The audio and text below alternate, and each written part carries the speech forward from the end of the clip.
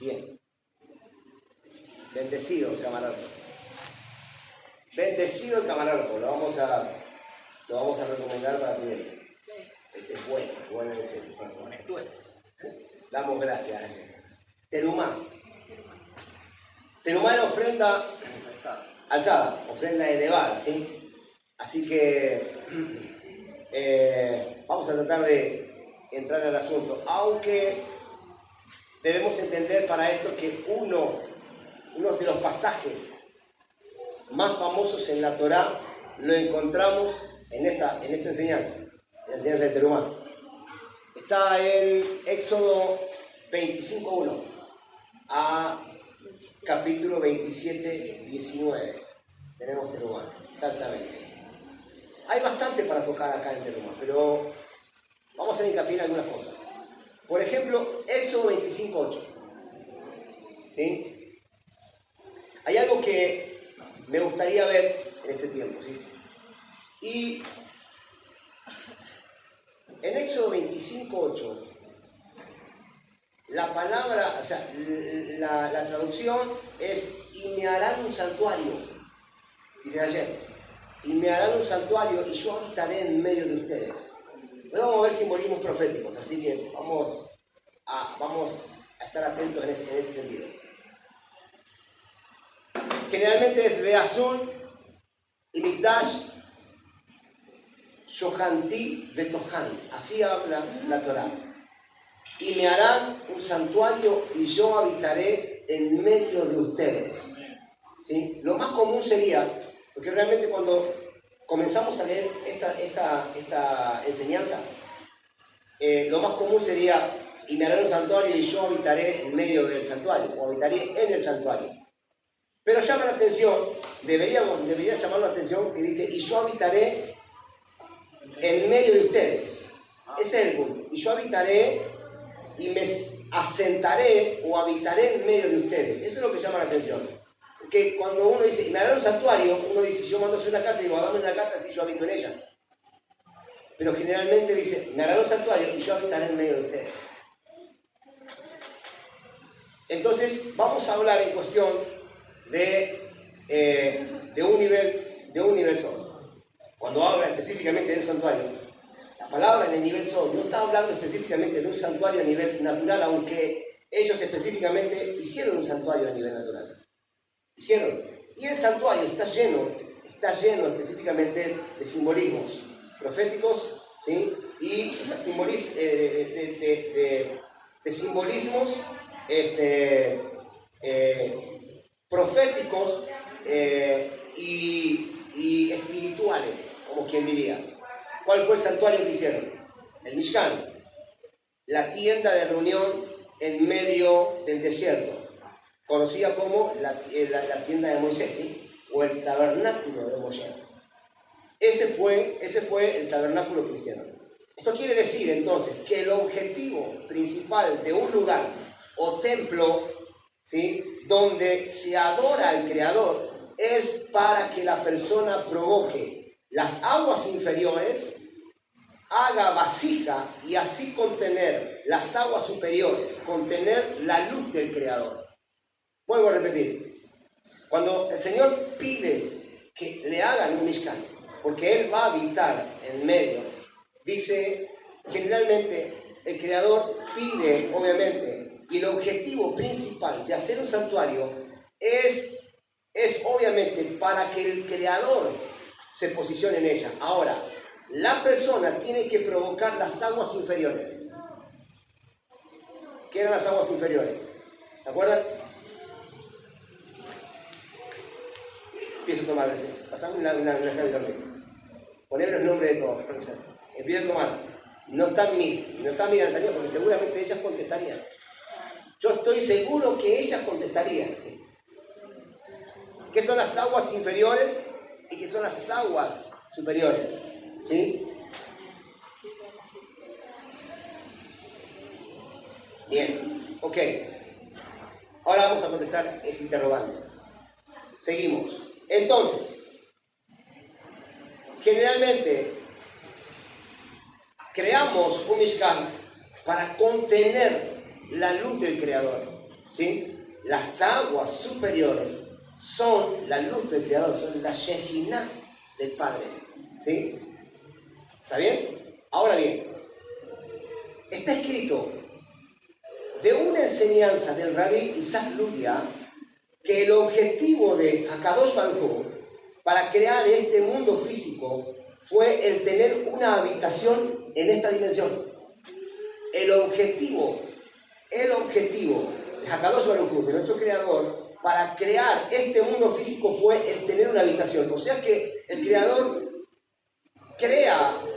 hace este mundo para generar una habitación en esta dimensión, ¿sí? Ese fue el objetivo de la creación del universo, que Hashem tenga una habitación para él donde poder morar. ¿Está bien? ¿Y a través de quién puede morar Hashem? Si no es a través de nosotros, ¿sí? La Shekinah del Padre, ¿sí? La presencia del Padre mora detrás, a través de nosotros en este mundo.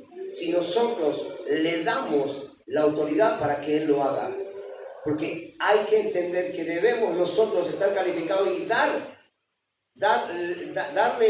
prioridad al Padre para que lo haga. Apocalipsis dice algo por el estilo: yo estoy a la puerta y llamo.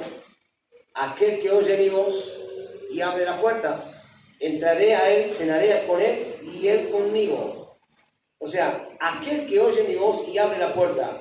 O sea que él es tan educado que solo ingresará cuando uno abre la puerta. No es de otra manera. Cuando Dios golpea tu puerta, cuando Hashem golpea tu puerta, va a esperar específicamente a que uno le abra. No esperemos entonces a que Hashem entre, porque no va a entrar si nosotros no le damos la entrada, si nosotros no le damos la prioridad para que Él entre. ¿Me entiende? Por eso mismo, específicamente, uno a veces se cansa de esperar. Y realmente no es el hecho de esperar, sino es el hecho de abrir. Es diferente. Una cosa es esperar y otra cosa es abrir. Asimismo, la persona cuando cumple las mismos, los mandamientos de la Torá, el estudio, ¿sí? Y lleva su vida de acuerdo a la voluntad de Hashem, le está abriendo la puerta al Creador, bendito sea, para que entre a su vida. ¿Cuándo entonces abrimos la puerta al Creador? Cuando llevamos adelante el estudio de Torá, cumplimos con las mismot, ¿sí? Y llevamos una vida de acuerdo a la voluntad de Hashem. De esa manera nosotros abrimos la puerta para que Hashem entre. Es de la única manera que podemos nosotros entender que Él, específicamente, ¿sí? Obviamente quiere entrar en nuestras vidas.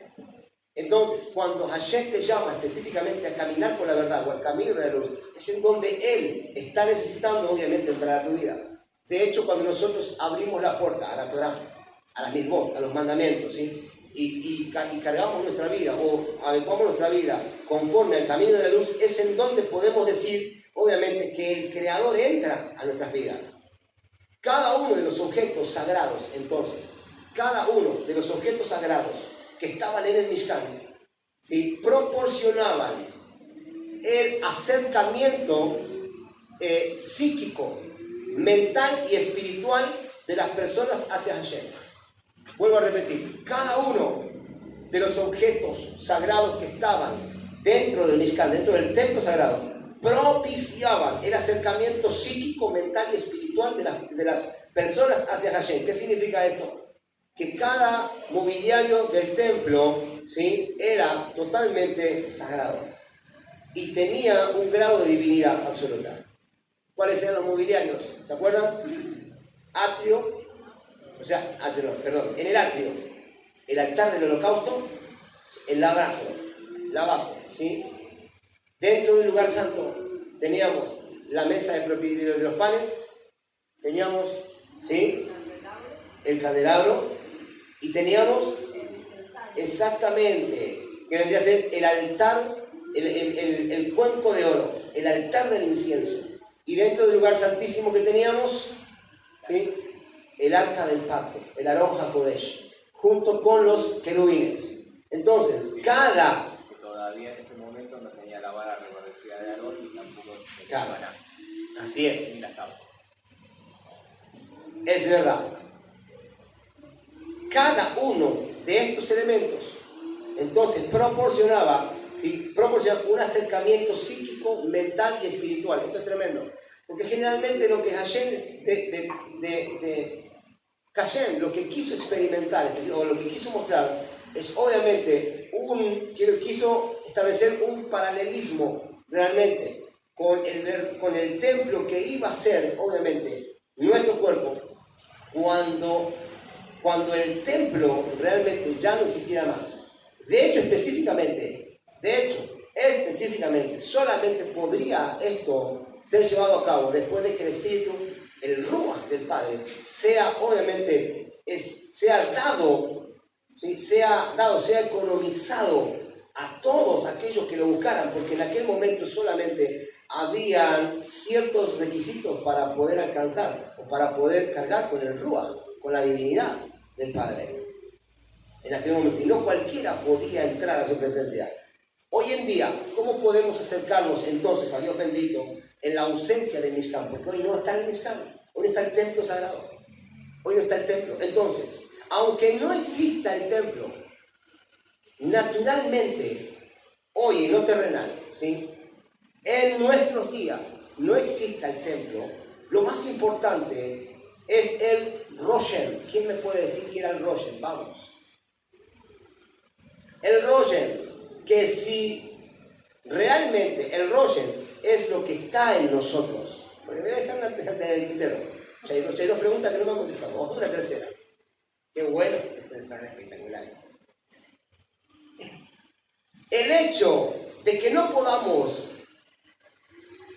con nuestros ojos físicos percibir la imagen del templo no significa que el Roshem del templo no exista. El Roshem, la esencia, la particularidad, ¿sí? La identidad, ¿se acuerdan? El Roshem, ¿sí? La esencia misma del templo.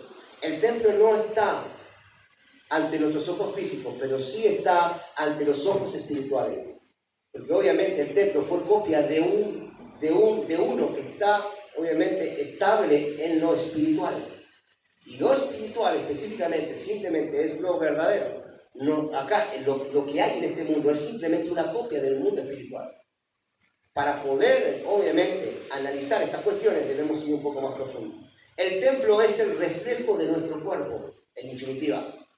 Y podemos conseguir que la Kedushá o la santidad que estaba en el santuario a través de nuestras vidas según el trabajo espiritual que hagamos.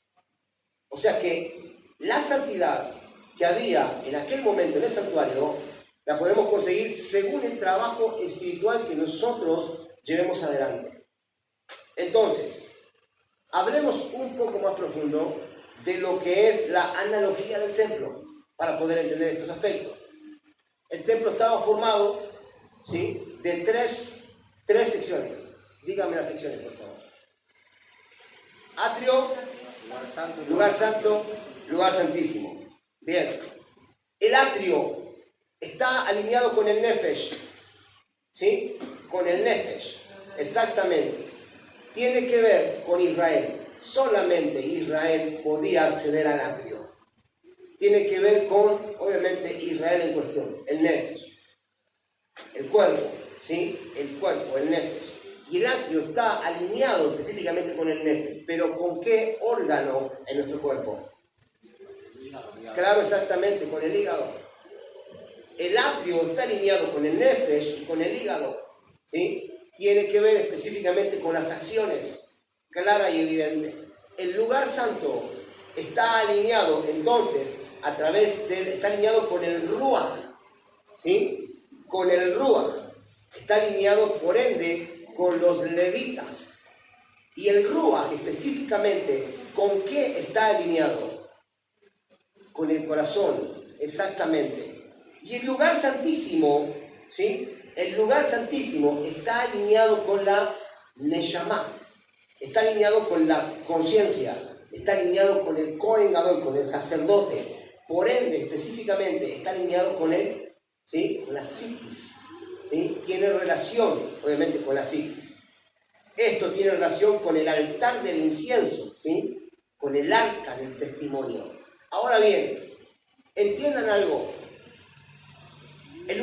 acto que en este caso sería, como por decirlo así, este mismo lugar, ¿sí? En donde los levitas llevaban a cabo el trabajo sacerdotal, que está alineado juntamente con el corazón, está alineado también y tiene mucho que ver con los cánticos de ascenso. Los cánticos de ascenso, ¿sí? El cántico eleva los sentimientos y las emociones, y los levitas cantaban para inspirar al pueblo, y detrás de la inspiración llegaba el arrepentimiento. Entonces, el sacrificio de animales no se limitaba al derramamiento de sangre nada más, sino que era un acto sublime. No solamente un derramamiento de sangre, sino que ahí ya había emoción y sentimientos, ¿sí? Sino que el corazón del pueblo se elevaba ante Hashem, y entonces la santidad, la sanidad a través del perdón operaba en ellos. Los levitas, los ministros, en aquel momento los levitas, hoy los ministros, aquellos que ministran, ¿sí? La presencia de Hashem, aquellos que llevan los cánticos, aquellos que llevan la alabanza, aquellos que llevan la adoración, aquellos que llevan la danza, ¿sí? Aquellos que están obviamente alineados con el contexto, ¿sí? De la música y la danza específicamente, son los encargados de preparar al pueblo en el corazón sentimientos y emociones para que el pueblo específicamente, ¿sí? Pueda subir a la presencia y alinearse, subir a la presencia y recibir la Yeshua del Eterno. Por ende, no es un trabajo fácil. Es necesario entender, es sumamente necesario entender, ¿sí? Que los ministros son calificados para esa tarea, ¿sí? Los ministros son calificados para esa tarea. No vienen por casualidad. Una persona que se alinea delante de Hashem, experimentando la exaltación, llevando la adoración, tanto en la danza como en la música o en el cántico, son Neyamá, que son alineadas con ese concepto, vienen con esa identidad, vienen con ese Roshem. Por eso mismo, no cualquiera, obviamente, que esté en la Torah puede alcanzar ese lugar o esa dirección, esa directiva. Alguien que esté en este momento activo en ese lugar no es por casualidad. Alguien que esté activo en ese lugar no es por casualidad. Tiene que ver con una identidad, tiene que ver con el Roshem. Y vuelvo a repetir, no porque el lugar santo, no porque el templo sagrado no esté a nuestra vista, ¿sí? Nuestra vista no quiere decir que no exista. Vuelvo a repetir, no es que el templo no existe. No es que el templo haya sido destruido en lo natural, no en lo espiritual. Por eso mismo, cuando uno ministra, cuando uno entra, obviamente viene a ministrar la presencia de Hashem y preparar el corazón del Eterno, ¿sí? Está calificado por Hashem, específicamente por el Roshem. Está calificado por la esencia misma del templo para poder, obviamente, hacer esa tarea, la cual es sumamente difícil, unir al pueblo con Hashem. No es fácil. No es para nada fácil. Cuando uno lleva la tarea adelante, lleva esa tarea tan sublime adelante, obviamente debe entender que tiene toda la autoridad para irrumpir en el mundo espiritual, alinearse con los malas en Shirah y llevar al pueblo hacia la presencia del Eterno, llevar su Neyamá hacia la presencia del Eterno, elevarlos, levantarlos de este nivel natural y llevarlos a un nivel espiritual, llevarlos a una dimensión más elevada en donde se encuentra el Creador. Entendamos, la esencia del Creador no desciende. Porque Él habita en luz inaccesible. No podría su Shejinah descender en este lugar específicamente, porque entonces seríamos todos calcinados. Literal. Nuestra Neyamá, nuestra esencia se eleva al plano espiritual y accedemos específicamente, ¿sí?, a las bendiciones del Eterno, porque las bendiciones fueron dadas en el mundo, en el plano de lo espiritual. ¿Me entienden? Si optimizamos el Nefesh, el Ruach y la Neshama, el Nefesh, el Ruach y la Neshama, crearemos entonces una Merkabah para la luz del Creador, una carroza en donde el Creador obviamente puede hacer cosas en este mundo a través de nosotros. Pero se necesita optimizar la Neshama, el Ruach y el Nefesh. Entonces, el Nefesh, ¿cómo optimizar el Nefesh? El Nefesh lo optimizamos a través de la aplicación de la Torah. ¿Sí? Usted entra al smartphone, va va a Play Store y busca la aplicación ¿de qué? De optimizar Nefesh. ¿Me entienden? No, realmente, a través de la aplicación de la Torah en nuestras vidas. ¿Cómo optimizamos el Nefesh? Aplicando la Torah a nuestras vidas. No solamente absorbiéndola, sino que aplicándola, llevándola a la acción. Es la única manera de optimizar el Nefesh. Optimizamos el Nefesh, específicamente las acciones, ¿sí?, nuestra vida cotidiana, a través de experimentar, ¿sí?, las acciones, ¿sí?, a través de la Torah. O sea que absorbo la Torah, ¿sí?, y llevo a la acción lo que absorbo. ¿Cómo optimizo entonces el Ruach? El Ruach se optimiza a través de la plegaria y de los cánticos de ascenso. Voy a la intimidad para levantar una plegaria a Hashem y elevar un cántico de ascenso. Entonces optimizo el Ruach, ¿sí? Pero ¿para qué es la plegaria y el cántico? No es para pedir, podemos pedir, pero no es para pedir. Es para optimizar el Ruach. Es para que nosotros, obviamente, sí, para que nosotros maduremos emocionalmente y entendamos el propósito, ¿sí?, para nuestra existencia. Entonces, ¿cómo optimizamos la Neshama? La Neshama la optimizamos a través del estudio de la Kabbalah y del Zohar. Porque la Neshama, que es, como hoy hablábamos, ¿sí?, que es divina, se optimiza a través del Zohar, del misterio, de lo oculto, de lo secreto. Lo secreto, que está simplemente en el nivel de la Neshama. Y que nadie puede entrar porque está guardado en una luz inaccesible, que solamente puede ser revelado para aquellos que lo buscan, ¿qué? En verdad. Para aquellos que lo buscan en verdad. Solamente aquellos que saben cómo alcanzar y entrar son los que alcanzan el misterio, el secreto, el Zohar. Aquellos se les revela. Ese es el principio, obviamente, de optimizar Nefesh, Ruach y Neshama.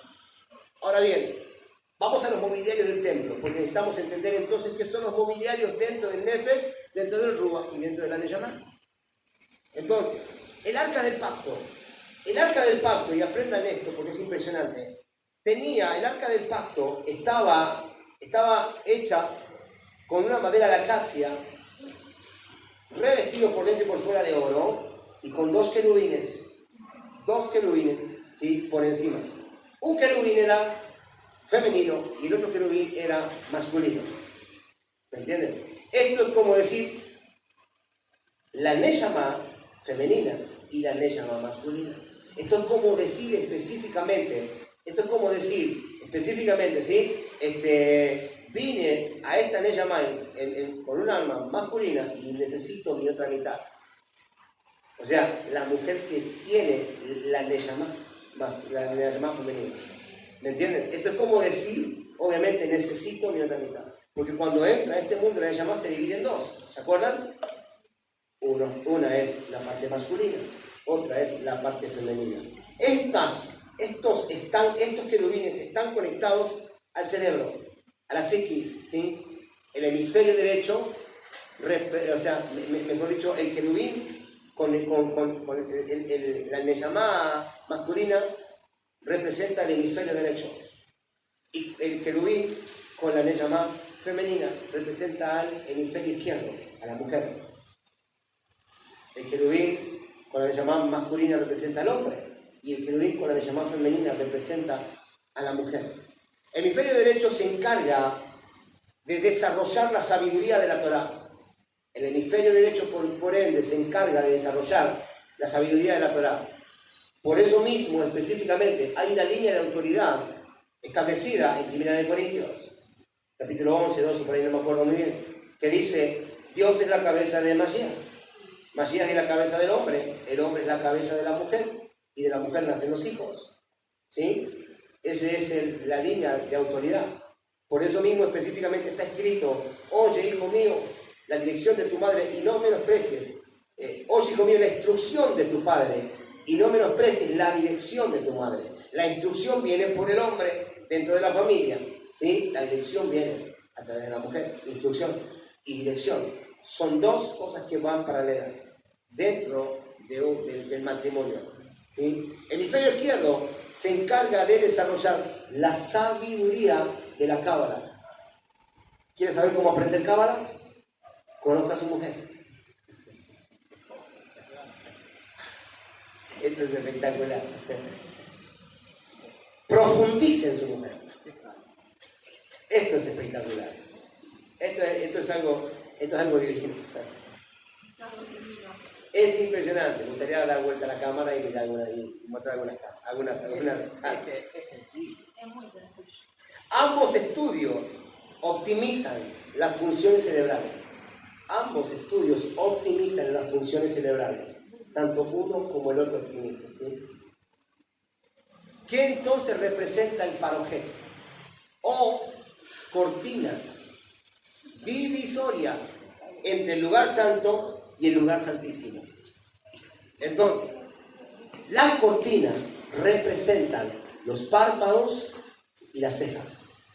Las cortinas representan los párpados y las cejas. Cuando cerramos nuestros ojos, ¿sí? Conectamos con nuestro intelecto. Cuando cerramos nuestros ojos, conectamos con nuestro intelecto. A las cortinas estar cerradas, no hay, obviamente, conexión entre el lugar santo y el lugar santísimo.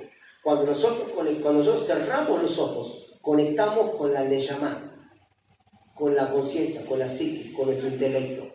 Cuando los ojos están abiertos, ¿sí? Cuando los ojos están abiertos, entonces, obviamente, damos lugar a la menorá, que es la menorá. El candelabro de 7 velas representan a los ojos, la vista que ilumina a nuestra neyamá. La vista que ilumina a nuestra neyamá. Pues los ojos son las ventanas del alma, las ventanas de la neyamá. Entonces, el candelabro significa y simboliza la vista. Cuando cierro los ojos, conecto, ¿sí? Conecto obviamente con la sabiduría divina, pero cuando abro los ojos, doy luz a la neyamá. ¿Me entienden? Es como que la luz de la neyamá opera a través de nosotros. Entonces, ¿qué es el lugar? El altar del incienso. El cuenco de oro, el altar del incienso, tiene que ver con la nariz, con el olfato. Porque es el altar del incienso que está antes del lugar santísimo, en el lugar santo. ¿Sí? Antes del lugar santísimo, del lugar santo. Y tiene que ver con el olor fragante. Y es donde se degollaba al ángel de la muerte todos los días. Porque es nuestra adoración la que degüella al ángel de la muerte todos los días. Pues el ángel de la muerte te busca todos los días. Y para nosotros degollar al ángel de la muerte debemos ascender en adoración todos los días en olor fragante. Y revestirnos de su divinidad. divinidad. Por eso es que decíamos que siempre, ¿sí? La muerte está a la vuelta de la esquina. Todos los días. Pero para poder entender estas cuestiones necesitamos, obviamente, entrar en profundidad. Entonces, ¿qué es el Shulchan? O la mesa de los panes. La mesa de los panes representa la boca. La boca, que es el alimento, la Torá, que sale para honrar a Hashem. Por eso es que dice que la boca se dio para bendecir y no para maldecir. La mesa de los panes representa, obviamente, la boca. Por ende, entonces, ¿sí? El lavacro o el hakior significa, está representado a través de la saliva, el agua que hay en nuestra boca, ¿sí? Y que, obviamente, ¿sí? va haciendo, obviamente, va enjuagando específicamente, ¿sí? Nuestra boca, ¿sí? y nos va preparando para soltar la palabra de bendición. Por eso mismo no puede estar seca, lo contrario, estaría seca, se nos pegaría específicamente y no podríamos hablar. Entonces continuamente nos va dando el agua de vida, nos va dando específicamente, ¿sí? la prioridad de poder abrir nuestros labios y poder declarar. Entonces específicamente, ¿qué es la garganta? ¿Qué representa la garganta y la tráquea? La tráquea, de donde emanan los cánticos, para elevarnos a los mundos superiores, que tiene que ver, obviamente, tiene que ver con el Ruach, tiene que ver con el lugar santo. No hubo en Israel, en el pueblo de Israel, no hubo profeta que no haya sido acompañado de un tañedor. Todo profeta debía ser acompañado de un tañedor. No podía el profeta profetizar solo. Por eso mismo tenemos una cita tan conocida como Segunda de Reyes 3:15. ¿Sí? Eliseo pedía un tañedor. Siempre que había un profeta, había un tañedor. No hubo en Israel un profeta que no tenga un tañedor al lado, ¿sí? Que lleve la música que inspira y eleva el corazón del profeta para poder profetizar, para poder declarar. ¿Me entienden? Por eso mismo, obviamente, es importantísimo entender que estas directivas tienen que ser, obviamente, establecidas en medio de nosotros. Si no habría música, si no habría inspiración divina, no podríamos recibir dirección del reino de los cielos. Necesitamos dirección con músicos instruidos, con tañedores, para poder recibir la dirección, la alineación del reino. Y necesitamos alinear nuestro nefesh, nuestro ruach y nuestro neyamá a través de optimizarlos, a través de lo que hemos aprendido. ¿Para qué? Para poder estar preparados para recibir la dirección del reino sobre nuestras vidas. Siempre que haya música y cántico en el orden correcto, va a haber dirección, palabra profética, direccionamiento, va a haber instrucción, va a haber dirección de parte del cielo. Porque todas las semanas siempre surge alguna necesidad, alguna inquietud. Entonces, es la responsabilidad de aquellos que alaban, de aquellos que adoran, de aquellos, ¿sí?, que danzan, maximizar, optimizar el nefesh, el ruach y la neyamá a través de los procesos de la Torá y de los cánticos y de las mismot, específicamente, ¿sí? ¿Para qué? Para estar preparados para el momento en donde levantamos una terumá, una ofrenda alzada a Hashem. Y esa ofrenda venga con bendiciones y retribuciones del cielo. Todos los días podría haber todos los fines de semana podría haber específicamente, ¿sí?, una dirección de parte obviamente del cielo para nuestras vidas.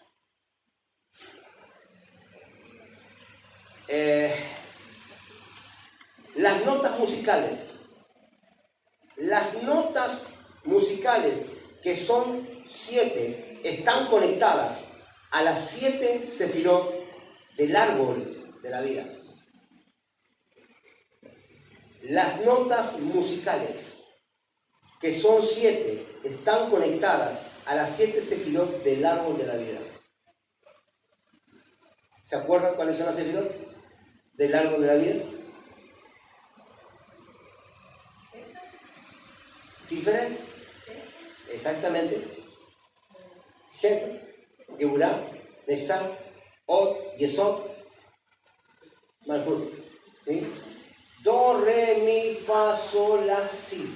Están conectadas con estas sefirot que son obviamente la elevación. Que son la elevación, obviamente, que necesitamos obviamente para equilibrar nuestras vidas. Por eso mismo, entender que cuando ministramos adoración, ministramos alineación musical, ministramos música, ministramos cánticos, debemos entender también que traemos una alineación, un equilibrio a nuestro cuerpo, a nuestros nefesh, a nuestro ruach y a nuestro neshama, a través de los mundos espirituales. Cuando entremos en estas 7 cualidades, vamos a poder entender un poco más como realmente lo vimos el sábado pasado. ¿Se acuerdan? Que fue el sábado pasado en la mañana y tenemos la clase, ¿sí? La tenemos en la aplicación de Telegram. Sí. Ahí tenemos, obviamente, sí, qué es lo que cada sefirot representa y qué es lo que trabajamos a través de cada sefirot. ¿Sí? Y algo para conectar. No tiene nada que ver la sefirot con los chakras. Porque hacemos una mezcla de cosas totalmente incorrectas. Y entonces aparecen aquellos, obviamente, que quieren mezclar lo que es los chakras con la sefirot y con la Torah, que no tiene nada que ver. ¿Sí? Debemos entender que las sefirot específicamente son cualidades espirituales, ¿sí? Que vienen propiamente del árbol de la vida, del producto, ¿sí? De la Shekinah. El altar de las ofrendas, ¿sí? El altar de las ofrendas de elevación o altar del holocausto que estaba en el atrio, cuando se entraba al atrio, el altar de los holocaustos, que significa ofrenda enteramente quemada, que era ofrenda de la elevación, tiene conexión con el sistema digestivo. Porque así como descendía el fuego sobre el altar del holocausto para consumir las carnes de los animales, asimismo cuando nosotros digerimos el fuego de los jugos gástricos, consumen la carne para que nosotros podamos, el alimento para que nosotros podamos digerirlo. ¿Me entiendes? Ahora, así como descendía el fuego para consumir la carne, asimismo, específicamente, internamente los jugos gástricos trabajan en nosotros. Los dos querubines sobre el Aarón HaKodesh, sobre el arca del pacto, tenían rostros de niños. Los dos querubines tenían rostros de niños. Y estaban enfrentados, pero solo estaban enfrentados cuando había santidad en el pueblo. Cuando el pueblo estaba en paz. Y cuando la presencia de Hashem estaba en el pueblo porque había santidad. Cuando había pecado, transgresión, ¿sí? En medio del pueblo, los querubines se daban la espalda. Sus cabezas giraban hacia las cortinas, mirando hacia las cortinas. Esto era algo estremecedor en aquel momento. Eso simbolizaba que no había obviamente paz, que no había shalom, que había transgresión, por ende la presencia no descendía. Descendía, no era fuego purificador, o sea, sino que era fuego consumidor. ¿Me entienden? Ahora, cuando había santidad en el pueblo, la llama que descendía en forma de un león, tenía la apariencia de un león. Pero cuando no había santidad, la llama tenía la apariencia de un perro. Haciendo alusión, ¿sí?, que solo los perros se vuelven sobre su propio vómito. Esto era algo impresionante. Entonces me quisiera imaginar, no me lo imagino, porque la verdad que nosotros no tenemos, obviamente, no tenemos la capacidad para poder imaginar lo que ellos vivían en aquel tiempo. Algo impresionante, algo verdaderamente sobrenatural, ¿sí? Verdaderamente sobrenatural, a tal punto, ¿sí?, que experimentar esas cosas, esas visiones, no eran visiones, esas cosas que eran totalmente naturales, era algo estremecedor. Me imagino entonces cuando el Señor específicamente, ¿sí?, les habló de los mandamientos, que dicen que las Neyamá de todos salieron de su cuerpo y todos fallecieron. Todos fallecieron. Y el Señor tuvo que hacer, obviamente, tuvo que volver su Neyamá específicamente, resucitarlos específicamente, ¿sí? Y a partir de ese momento no queremos oír más la voz del Eterno. Que Moshe nos revele lo que el Señor quiera, pero que Él no nos hable más. Imagínense la santidad de Moshe. Imagínense, obviamente, lo que Moshe era testigo delante de Hashem. Él era el único que podía profetizar de pie delante de Hashem. No hubo quien pueda profetizar de pie delante de Hashem, sino que solamente Moshe. Fue algo impresionante. Aquella edad vivida fue una edad, obviamente, impresionante. A tal punto que la purificación, cuando se purificaban, la purificación era purificación en serio, ¿no? Imagínense entonces en el tiempo de Yeshua. Cuando los apóstoles, después de que Yeshua asciende, los apóstoles específicamente comienzan a recibir los diezmos.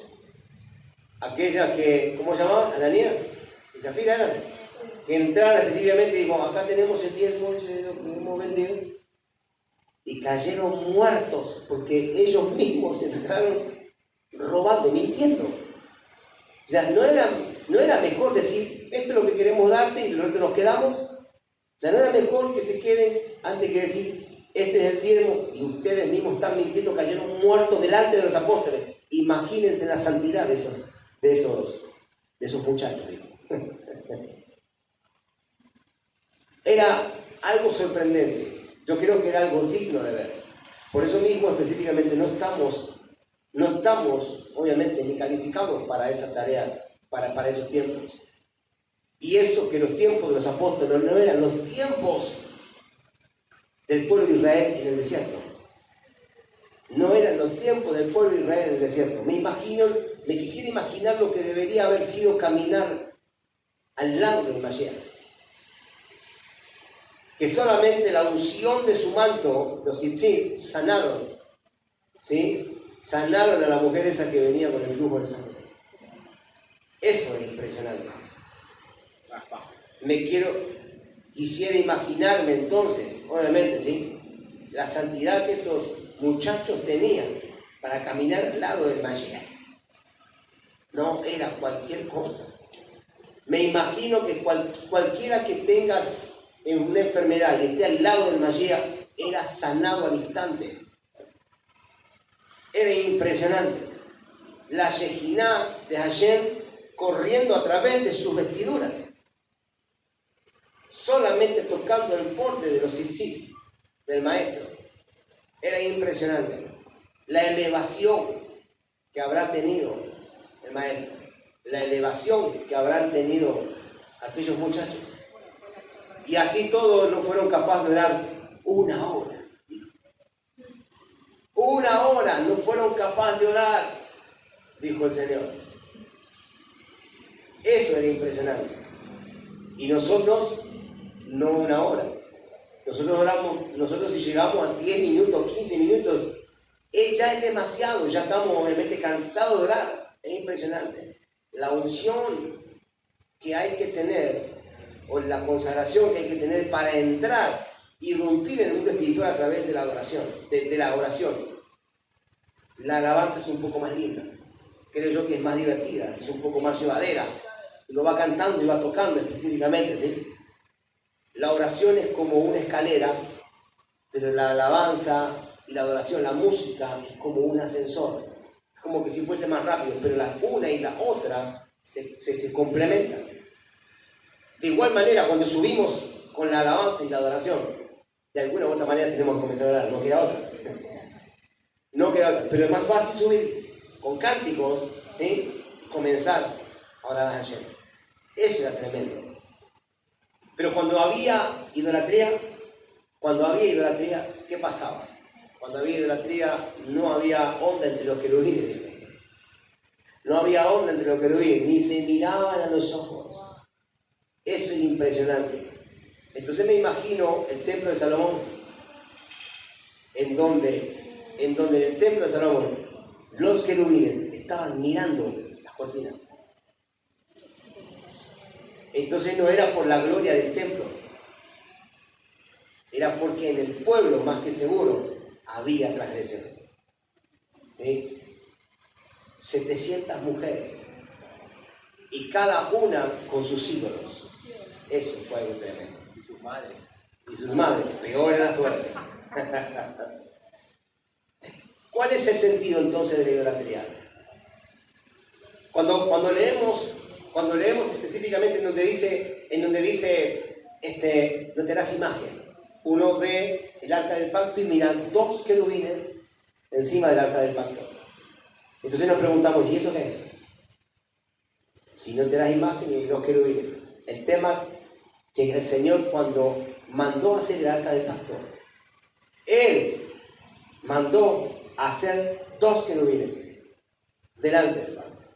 La idolatría se establece no solamente, la idolatría no se limita a crear, obviamente, y adorar imágenes. En este caso, los querubines no estaban para adorar imágenes, estaban para que la gloria, la Shekinah de Hashem, se asiente en medio de ellos y dar específicamente, ¿sí?, dirección al pueblo. Ahora, también tiene que ver la idolatría con aquellas personas que utilizan la corona de la Torá para enriquecerse. Y esto tiene que ver en estos días muchísimo, en donde hay muchísimos que hacen comercio de la corona de la Torá. Imagínense entonces hoy los querubines.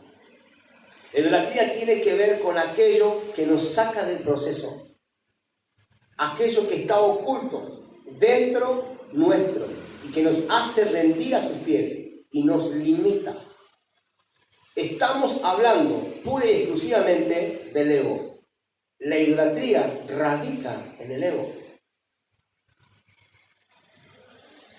Aquel que maneja y controla nuestras vidas, y que por este problema también puedo llegar a limitar a los que están cerca mío, a los que están dentro de mi casa.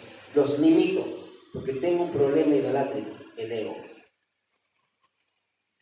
Aquel que hace que mi economía esté limitada todo el tiempo y que por esta razón no pueda elevar una terumá, una ofrenda, cada vez que vengo al lugar de adoración. Eso también es idolatría. Pues es nuestra responsabilidad. Nuestra responsabilidad es una misma, un mandamiento, tener que servir con nuestros recursos para alcanzar las generaciones venideras. Una terumá alzada, una terumá elevada. Tiene que ver específicamente con un diseño netamente y propio de Hashem. Entender de qué manera servir a Hashem para limitar el Yetzer Hara, la mala intención, el ego, y no causar en nosotros una idolatría.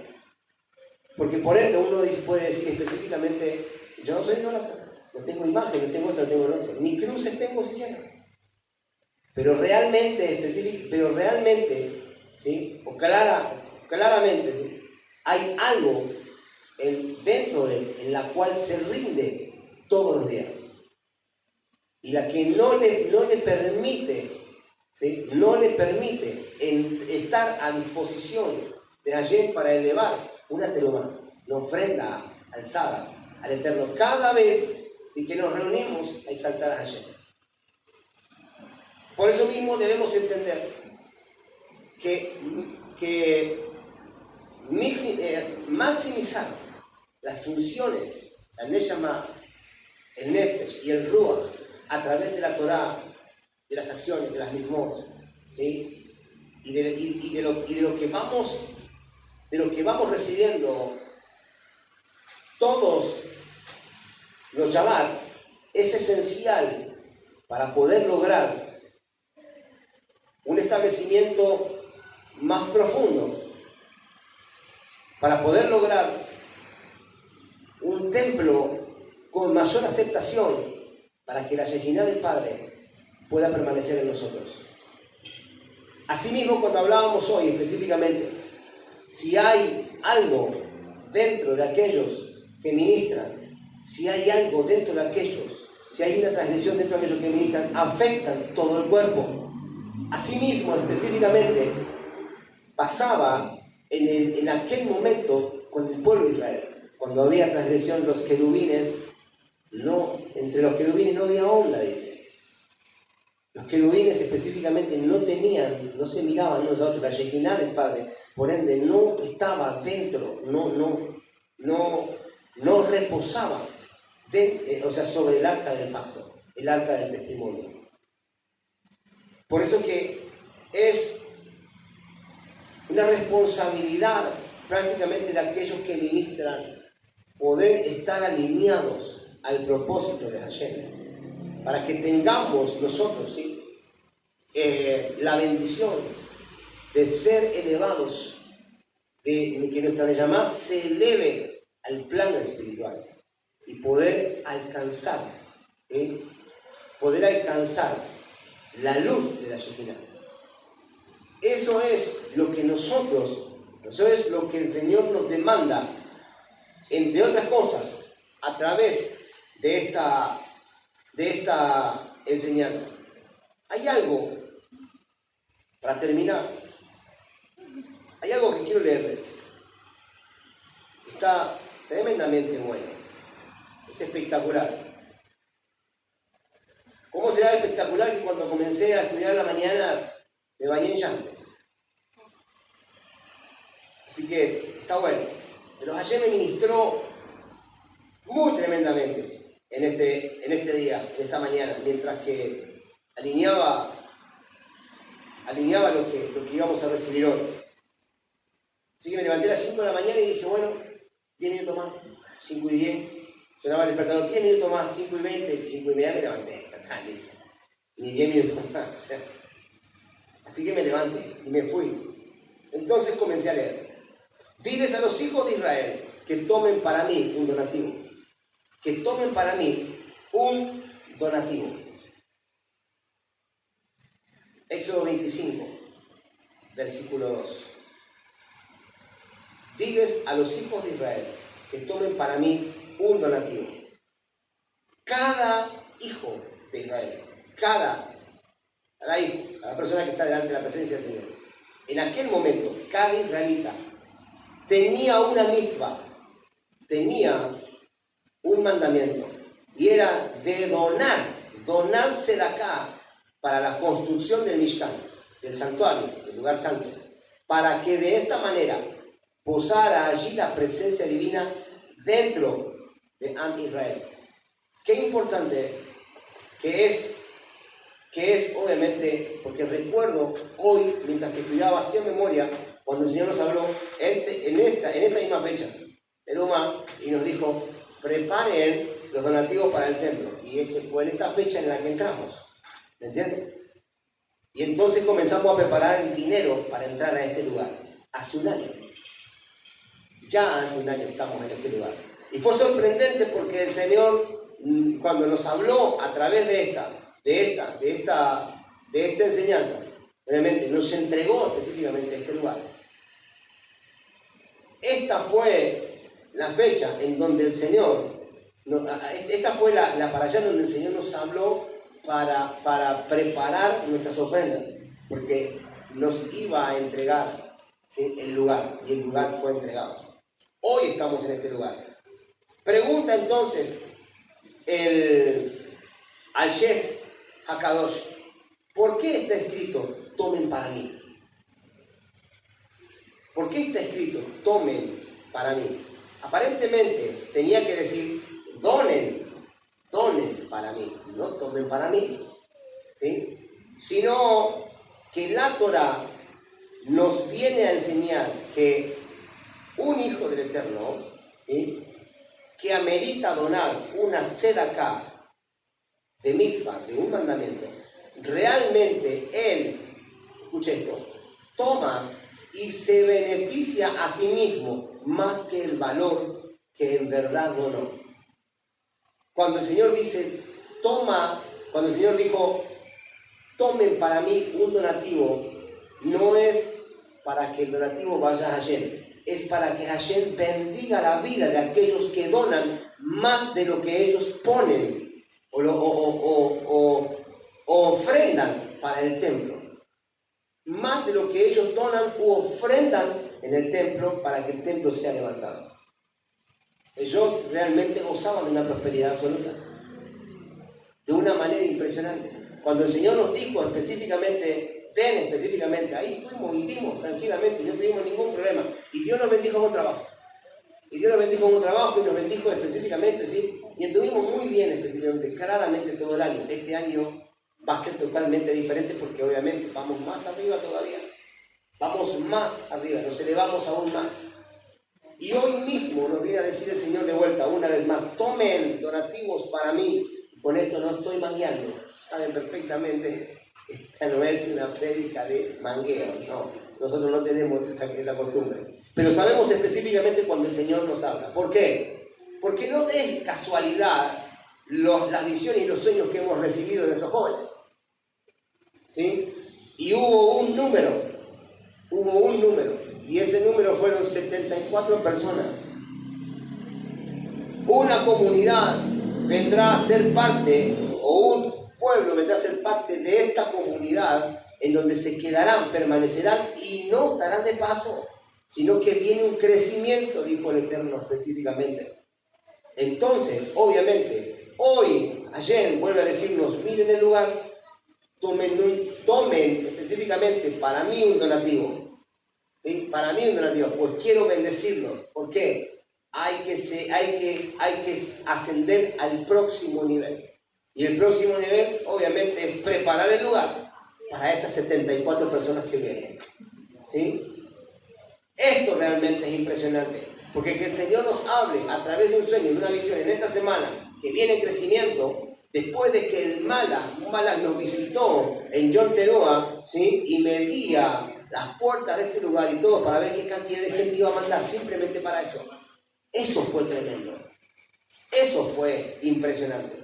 Del mismo modo, cita el Midrash Vaikra lo siguiente. Dijo Rabí Yehoshua, más de lo que el dueño de la casa hace por el pobre hace por el dueño de la casa. Quiere decir que más verajá, más bendición y ganancia recibe el anfitrión por hacer sedaká con el necesitado, que el propio beneficio que recibió el necesitado. Cuando tú le das sedaká a un necesitado, tú estás preparando una bendición para tu vida. Recibes más bendición que el mismo necesitado. De la misma manera es cuando nosotros traemos, obviamente, al Mishkan, ¿sí?, para que el Mishkan sea preparado para, obviamente, recibir a las personas y prepararlas a través de la luz de la Torah.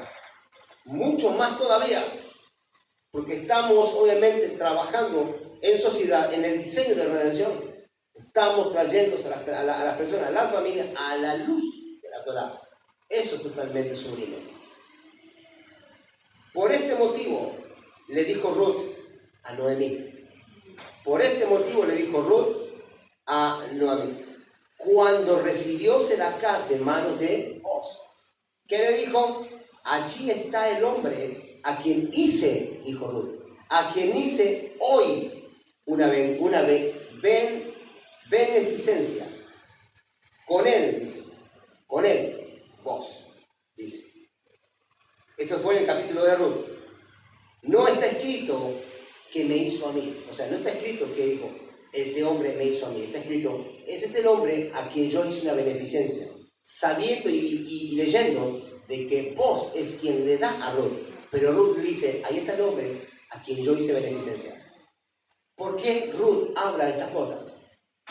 Ruth habla de estas cosas específicamente, ¿sí? Sino a quién hice. Porque le insinuó Ruth a Noemí. Mucho beneficio le concedí a él por una rebanada de pan que me dio. Él me dio una rebanada de pan. Yo le concedí muchos beneficios económicos. Ruth lo sabía muy bien. Sabía que la sedacá que uno recibe es para el beneficio del otro, no para ti. Por eso cuando viene una sedacá en nuestras vidas o una bendición económica, obviamente no es para ti. Uno dice, oh, gracias, ayer es para mí. No es para ti. Esa bendición tiene que ser multiplicada al 100% sobre la persona que te está dando esa sedacá. Entonces sueltas la sedacá y ahora entendiendo que la bendición no es para ti, sino es para aquel. Mucha bendición, con la cual se beneficiará aquel que me da una sedacá. Esa es la retribución de Hashem. Asimismo, la retribución de Hashem está en nosotros a través, obviamente, de preparar el Mishkan para recibir las 74 personas, 74 almas, 74 Neshamás que vendrán. El Shulchan Aruch estableció, ¿sí?, que es una mitzvah imperativa de la Torá de entregársela acá según sus posibilidades. Según sus posibilidades. Y muchas veces la Torá menciona esta misma para agilizar en su cumplimiento. Pero quien se niega a hacerse de acá, escuche esto, quien se niegue a hacerse de acá, transgrede una misma negativa. Y todo aquel que se apiade de los indigentes, Hashem se apiadará de él. Esto es imperativo. Y en otra alajá agrega el Shulchan Aruch, la sedacá aleja malos decretos. La sedacá, cuando damos sedacá, alejamos malos decretos. Salva de muchas clases de muerte y alarga la vida de la persona. Esto propiamente es lo que hace la sedacá. Esto es lo que hay, la bendición que otorga, obviamente, el dar sedacá. Y les cuento una historia. Hace casi 100 años, en la ciudad de Túnez, vivía un sádic llamado Rabbi Yaakov Cohen, ¿sí?, autor del libro Sera Yaakov. Toda su vida se comportó con recato y humildad, huida de los honores, como la persona que se escapa del fuego. Se destacaba mucho por la misma de la sedacá. No había ningún yehudí en aquel momento necesitado que no pasara por la casa de este rabí.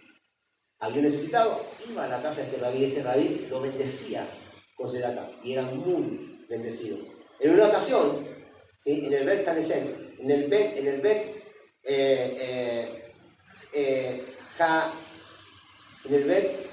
Knesset, o sea, en el lugar de estudio, ¿sí?, de la ciudad, se encontraba en una situación muy apremiante. Entonces, Rab Yaakov, sin dudarlo, dio todo su dinero para evitar su quiebra, quedándose sin un peso.